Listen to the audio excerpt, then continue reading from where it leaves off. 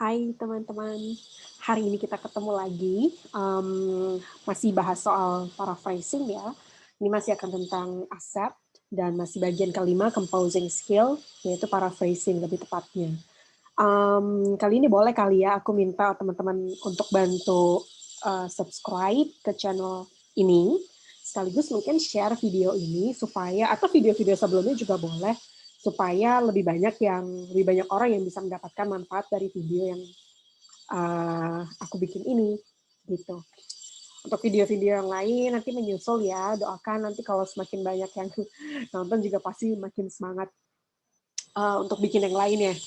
Tapi yang jelas hari ini mau menyelesaikan dulu yang bagian ini. Mau kita selesaiin dulu paraphrasing supaya makin banyak contoh yang didapat, supaya makin bisa uh, belajar lebih banyak tentang paraphrasing.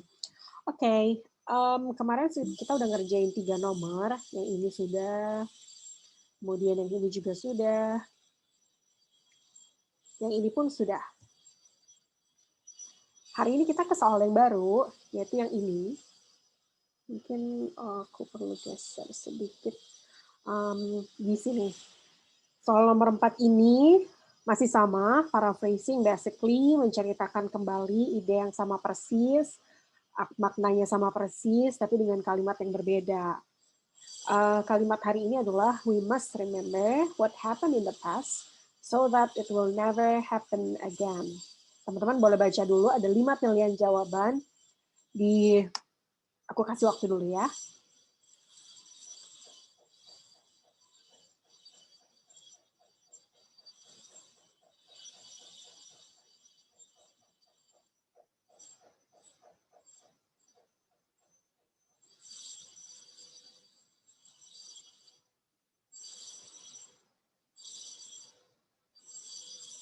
Oke. Kita lihat ke soal ini dulu. We must remember what happened in the past so that it will never happen again. Oke, ketika membaca kalimat soal, pastikan teman-teman tahu betul yang dimaksud oleh soal itu, hubungannya apa, terus tensesnya seperti apa, terus apa lagi ya? Ya paling penting itu sih hubungannya apa, tensesnya apa. Jadi kalau dilihat di sini teman-teman perhatikan modal yang digunakan. Modal itu kayak pilihan modal itu semacam must, can, may, apalagi will gitu-gitu. Karena itu menentukan certainty atau makna dari kalimat yang nanti teman-teman dapat. Kayak di sini, we must remember. Karena penggunaan kata must menunjukkan bahwa ini keharusan. Ini harus ada gitu. We must remember what happened in the past. Oke. Jadi ini ngomongin something in the past, pengalaman masa lalu yang harus kita ingat. Ya. Terus ini harus ya, strong banget di sini. Ada kata so that.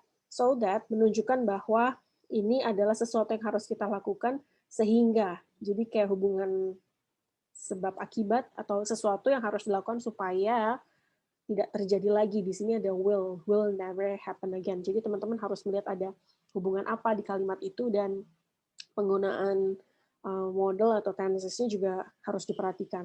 Oke, kita lihat satu-satu. If we could remember the past, it would not happen again. Menurutku, if we could remember the past, it would not happen again.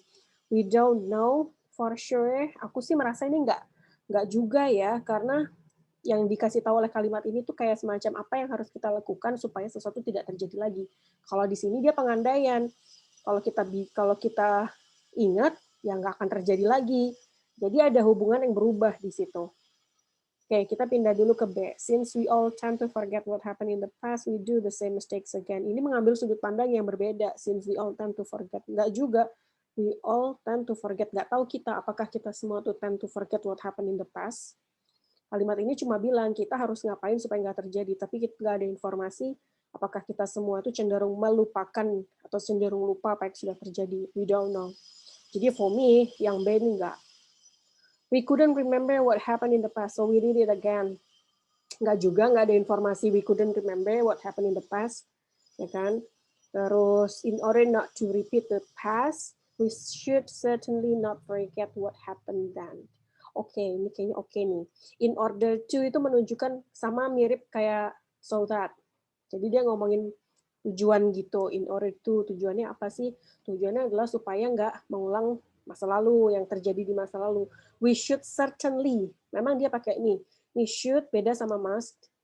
We should certainly. Oke, nah ini yang bikin penggunaan dua kata ini menunjukkan keharusan sama kayak must. Jadi kalau should aja memang berbeda ya sama must.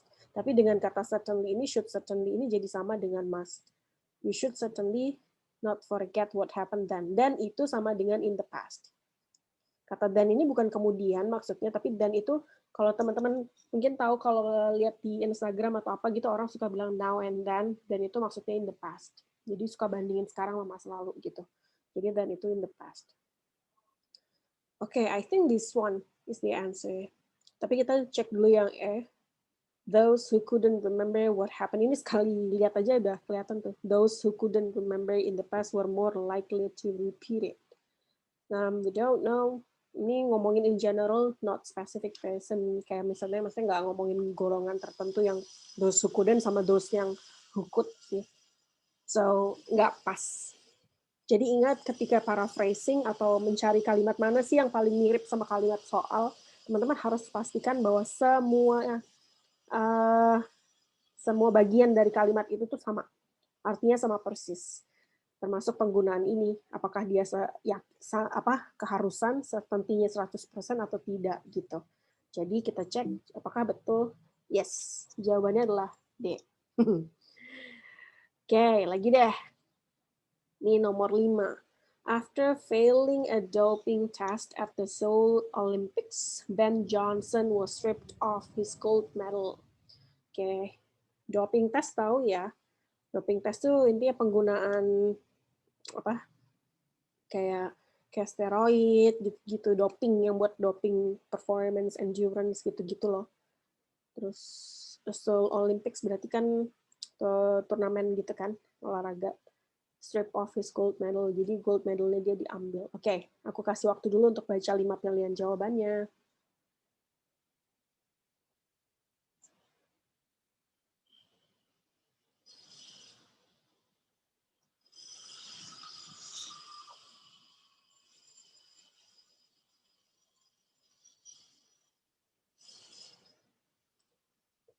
Oke, mungkin teman-teman sudah ada gambaran jawaban mana yang mau dipilih. Aku juga sudah ada gambaran. Nah, kita cek ya. Dari A dulu. At the Seoul Olympics, Ben Johnson and many others were disqualified. Oh, tidak ada informasi jelas banget ini. Nggak ada informasi many others di sini, jelas-jelas cuma Ben Johnson. Subjeknya aja Ben Johnson doang, dan ya udah, ini jelas salah. If Ben Johnson hadn't been tested positive for doping, he wouldn't have lost his gold medal. Kalau teman-teman lihat penggunaan strukturnya berbeda, berubah, ada if, penggunaan if, sedangkan di sini tidak ada. Tapi jangan buru-buru dicoret dulu, bisa jadi dia benar. Asalkan artinya sama. Hadn't been tested positive itu sama dengan kalau failing doping test itu kan berarti dia pakai kan. Kalau pakai itu berarti positif kan. Nah, berarti ini sama nih. For doping at the Seoul Olympics ini juga sama eventnya. He wouldn't have lost his gold medal. Lost di sini bukan kehilangan dalam arti kayak barangnya hilang ya, tapi kayak dia kehilangan itu karena di disqualified gitu. Sama dengan stripped off. Oke, he wouldn't. Kalau ini nggak terjadi, ini nggak akan terjadi. Sama sebenarnya sih. Oke. Untuk memastikan, kita cek yang C. Since Ben Johnson confessed, oke, jelas salah. Nobody is confessing here. Ya kan? Nggak ada yang confess. Jadi ini no.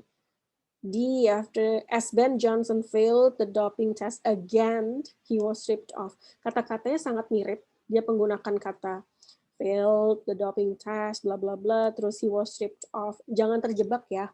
Penggunaan kata yang sama belum tentu kalimatnya sama. Kenapa? Again. Kita nggak tahu apakah ini pernah terjadi atau belum, because there is no information in the original sentence. So I don't think D is the answer. What about E?